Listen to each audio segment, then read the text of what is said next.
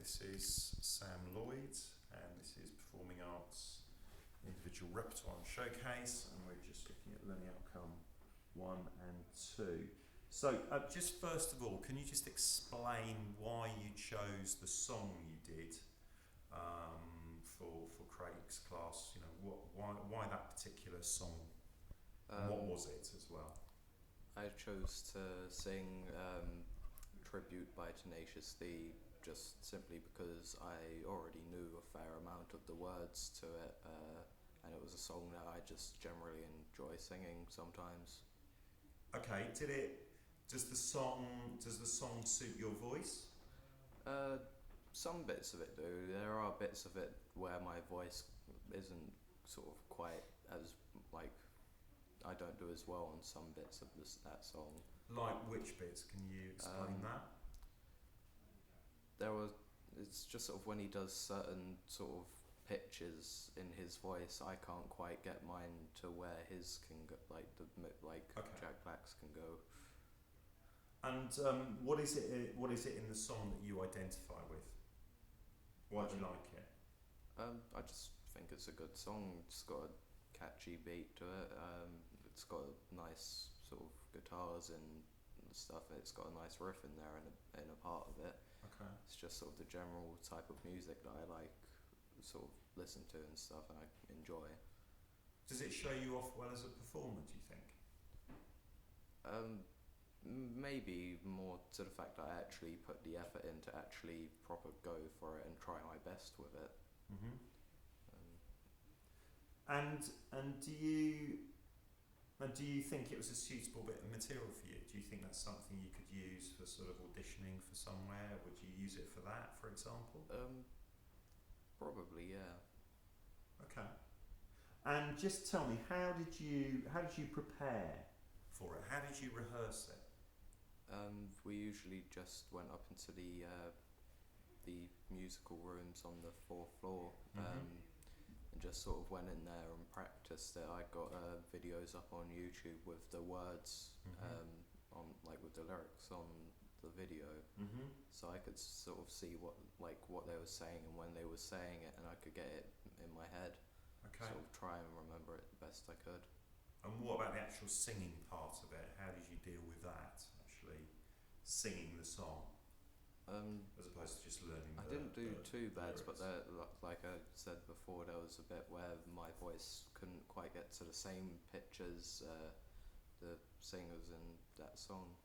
It's just sort of I found it a bit hard to get it to some of the bits where that he done. Okay, so that was a challenge.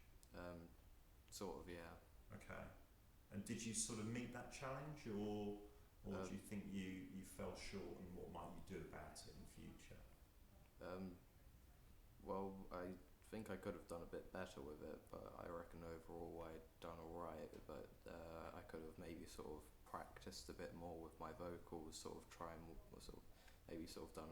warm them up a bit better, or sort of trying doing different pitches with my voice, just sort of to try and get it ready to actually sing the parts of that song. Good point. And what other sort of, what else did you do in terms of exploring the song? Did you do any research into the song and why it was composed, or into Jack Black, or anything like that?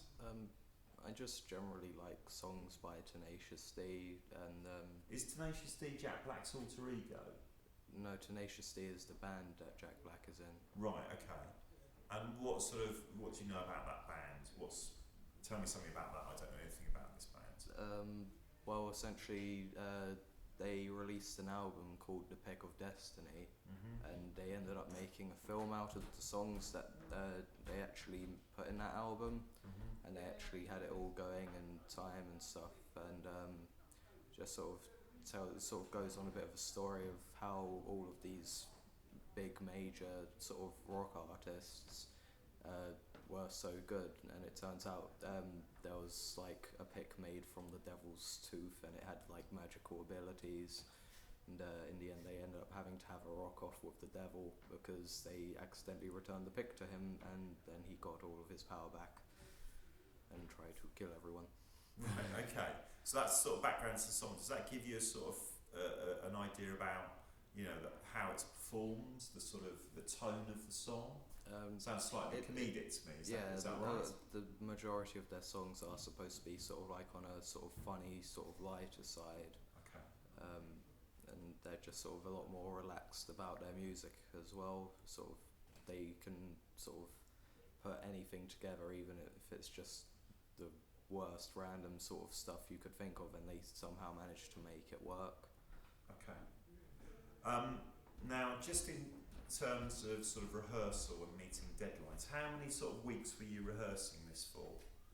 Because your attendance, if you don't mind, sounds a bit patchy on the Wednesday. So Yeah. I know for the past sort of month or so you have been turning up, and you know you've been working away. So just talk to me a little bit about the rehearsal over the past 6 to 8 weeks. I think I was sort of rehearsing for around 3 to 4 weeks on a Wednesday before I actually done the performance. Plus there were times when I'd just be singing it outside of college as well, just sort of like if I was with a few friends who was just messing about or something, we'd start singing that song sometimes. So you rehearse sort of once a week, sort of on a Wednesday, and you did some practice outside college. Would that be sort of once a week or twice a week, or? Sometimes it really depends. There were some weeks where I probably didn't, but there were a couple of weeks where I probably did a couple times a day, maybe. Oh right, okay. And it took that to get you to the point where you could perform it. Is that right? It just basically sort of, I got the whole song in my mind with all the timing and stuff of when things should be said. Okay. All right, let's just talk a little bit about Blood Brothers, because you did a monologue from that. Just tell me a little bit about the monologue and you know what you connected with in the monologue, if you can. Well, essentially the monologue from Blood Brothers was basically supposed to be at the very start, where they sort of tell you what's going to happen in the story and the whole main part of the story and what it's all about. And the monologue I was reading was sort of saying about what happened in the end and what it was that caused this to happen, and just sort of basically about the two main characters' life and their mother, who was the one who was in a way responsible for what happened when they died. And do you think it was a suitable monologue for you? Yeah, because when I'm acting I can usually do quite serious roles, and if that, considering it was supposed to be a serious monologue, sort of telling you what's happened, it fit my sort of expressions and stuff when I do act quite well. And what sort of preparation did you do for it? Usually in college we'd just go through the play over and over again until it was mostly right. I usually also practiced my lines outside of college when I went home and stuff, just sort of maybe a bit before I went to bed. Yeah. In a hope that it would try and stay in my mind sort of for as long as possible, and so I wouldn't have to read from a script while I was actually performing it. Okay, good. Did you do any sort of research into the background to the script or anything like that? Yeah, I did a bit. Just sort of like looking, I researched a bit on the internet, what life was like for some people back around the time it was set. Okay. Sort of like when there was children and sort of when they was growing up. Yeah, just sort of trying to get a general sort of idea of what things were like, sort of with the upper and lower classes. Yeah. And sort of people who were well off and people who were poor and struggling to live. And how did that help you with playing the part?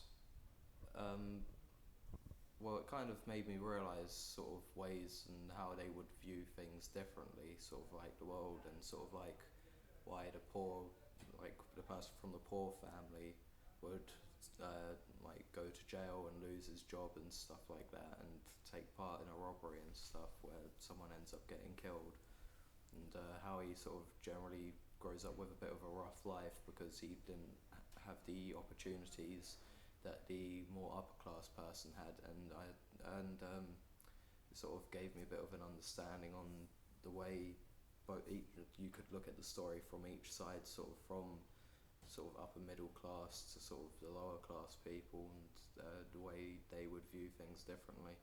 Mhm. Okay, and just in terms of your rehearsal schedule and meeting deadlines, how do you think you did on that? Were there deadlines you had to meet? Did you do what was required for rehearsal?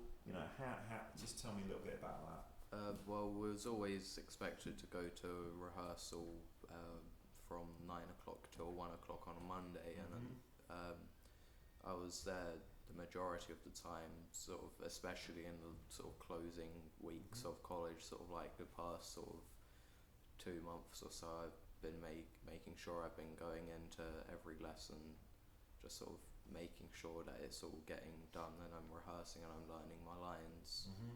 And stuff like that, sort of making sure that I can do my parts properly. Okay. And did you do, you said you did some research, you said you learnt the lines. Did you do any exercises or anything in preparation for rehearsal?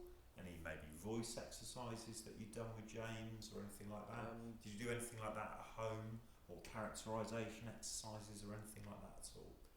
Well, not really. I just sort of, depending on what part of the play was on, sort of it all like varied in the age from like sort of 7, 8 sort of age up to like probably in their 20s sometime. Okay. Did you do any work on that, being younger or older or anything like that? Yeah, I sort of tried to put body language and sort of mannerisms and stuff into there, sort of like when he was a 7-year-old, sort of like he'd sort of be looking around, sort of not really paying much attention to what's going on, sort of like just sort of being a bit playful in a way. And then when he was 14, sort of he has a bit more of an understanding on the world in some ways, and then when he's older, where he's more serious and a lot more sensible and stuff like that. And considering I had to play the person from the upper class family, I'm generally well spoken anyway, I've been told, so I just sort of put a bit of extra detail into some of the words I was saying when I done that anyway, so I didn't really have to work too hard on my vocal skills for that one. So you just worked a bit more on your diction, for example? Yeah, just sort of the way I pronounce words, and sort of, rather than saying don't, I'd say do not, or something like that, just pronouncing things properly. Okay. Alright, just to finish off, sorry, just to come back to your choice of song, were there any songs that you sort of thought about doing but didn't actually do in the end, and why did you reject them?